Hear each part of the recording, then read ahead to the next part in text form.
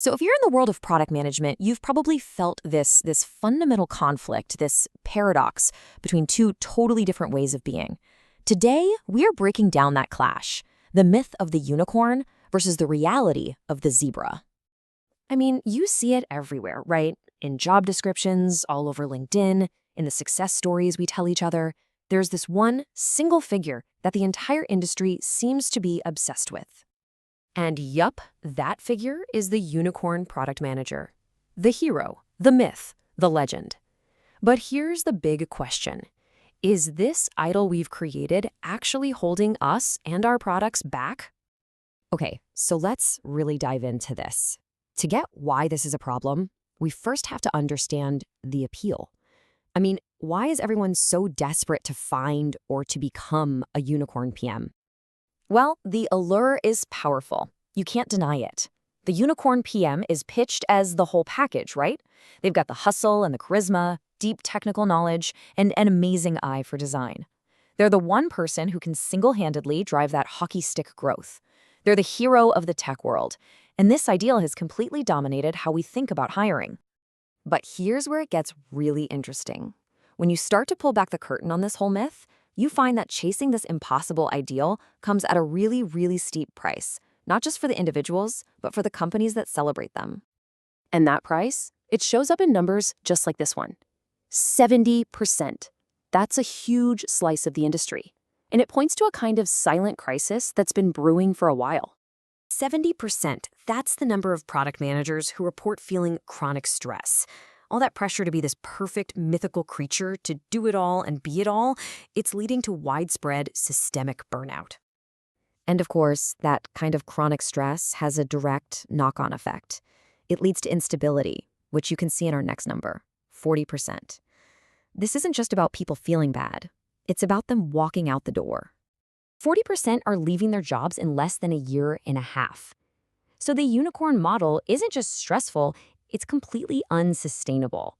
It's creating a revolving door of talent, all fueled by these impossible expectations. And here's the crucial point. This isn't just about individual burnout. It actually creates these toxic patterns that damage the work itself. You start to see this escalating perfectionism, risky decisions being made by one person in a silo, and a culture that values hype over hard data. All of this just erodes team trust and, in the end, leads to products that are fundamentally unhealthy. So if the unicorn model is so broken, what's the alternative? Well, it's time to introduce a new archetype. It's time to meet the zebra. You can think of the zebra as the anti-unicorn. Instead of chaos, they bring clarity. Instead of solo heroics, they build collaboration. Their goal isn't just growth at any cost. It's about creating something sustainable, profitable, and purpose-driven, all built on a foundation of shared ownership and total transparency. And this chart just lays it out perfectly, doesn't it? On the left, you've got the unicorn, all about heroics, charisma, and that chaotic hustle. Then on the right, you have the zebra, focused on the team, on repeatable systems, and on doing things in a way that's both sustainable and ethical. It is a completely different mindset. But here's the absolute kicker. The zebra approach isn't just some nicer or softer way to work. The data clearly shows it's a more effective way to work. It actually gets better business results. I mean, just look at what the numbers tell us. Teams led with zebra principles don't just feel better, they perform better. They keep their best talent at twice the rate. They ship new products a full 25% faster. And maybe most important of all, their customers are way happier with a 30% higher net promoter score. This isn't just philosophy, it's a massive competitive advantage. Let's look at a real-world example. A B2B software company made a conscious choice to move away from the unicorn culture. The results? Absolutely staggering. Customer churn dropped by 18%, their net revenue retention hit an incredible 115%, and in just 1 year, they basically doubled their capital efficiency. And it's not a one-off. Here's another one, an e-commerce company. They ditched the chaotic, all-night hackathons for structured, zebra-style experimentation. They cut their time to market from 12 weeks all the way down to 4. They doubled the adoption of new features and cut the cost of failed experiments by over a third. They weren't just moving faster, they were building smarter. Okay, so the proof is clearly there. Now, let's get practical. How can you, as a product manager or as a team lead, actually start making this shift?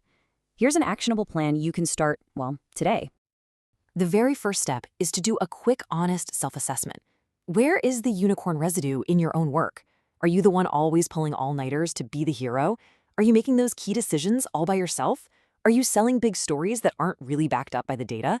You've got to be honest with yourself here. So once you know where you stand, you can kick off a 30-day transition sprint. Look, this isn't about changing everything overnight. It's about building new habits. So in week 1, you focus on shared OKRs, so everyone's aligned on the same goals. Week 2, make your roadmaps totally public and open.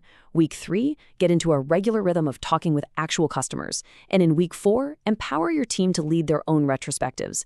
These are simple, concrete, powerful steps. To wrap this all up, let's zoom out for a second.